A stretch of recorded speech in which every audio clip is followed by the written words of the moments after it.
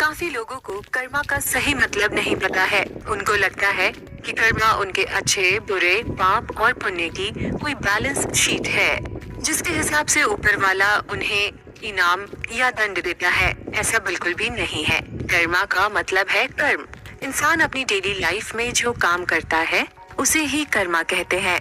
इंसान के सुबह उठने से लेकर रात में सोने तक उसके अंदर 4 activities, physical activity, mental activity, emotional activity और एनर्जी एक्टिविटी होती रहती है। भले ही कोई इंसान खाली क्यों ना बैठा हो, लेकिन उसके अंदर ये चारों एक्टिविटीज हर वक्त होती रहती है।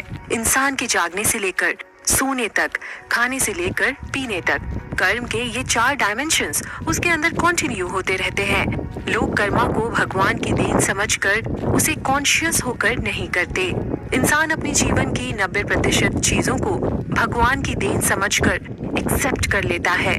लोगों को लगता है कि उनकी जिंदगी के सारे काम अपने आप हो जाते हैं, क्योंकि कोई शक्ति उनके काम को करती है। इसको अच्छे से समझने के लिए मान लीजिए कि आप गाड़ी चला रहे हैं और अगर आपको लगता है कि हमारी जिंदगी की हर चीज ऊपर वाले की देन है, तो बस 5 मिनट के लिए अपने कर्मा पर भरोसा रखकर आंख बंद करके गाड़ी को चला कर देखिए। आंख बंद करके स्टीयरिंग को हैंडल करके देखिए कि आपका कर्मा आपको कहाँ ले जाता है।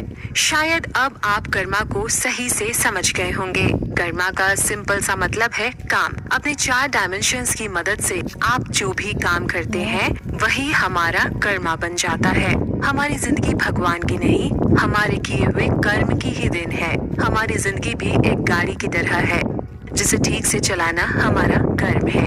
नहीं तो हमारी जिंदगी में दुर्घटना का होना तय है।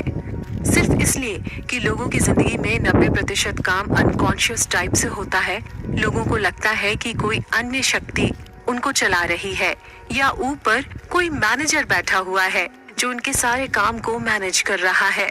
पहले के जमाने में लोग हर वक्त एक दूसरे को कर्मा के बारे में याद दिलाते रहते थे, लेकिन आज की पीढ़ी में ये कहीं खो गया है। हमारी माँ दादी की पीढ़ी में वो हर वक्त उठते बैठते मुक्ति, भाग्य, धर्म और मोक्ष की बातें करती रहती थी। ये चीजें उनकी रोज की जिंदगी में नॉर्मल बातचीत थी, ना कि कोई डिवोशनल डिस्कशन।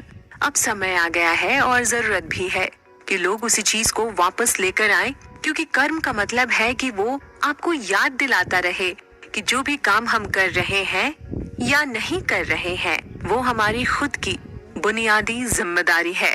हर इंसान को ये समझना होगा कि वही अपने जीवन का सोर्स क्रिएटर है और अपने जीवन का सही से उपयोग करना ही कर्म है। इसलिए बड़े बुजुर्ग कहे गए हैं कि हमारा जीवन हमारी ही जिम्मेदारी है। हमारा जीवन हम खुद अपने आप बनाते हैं और बिगाड़ते हैं।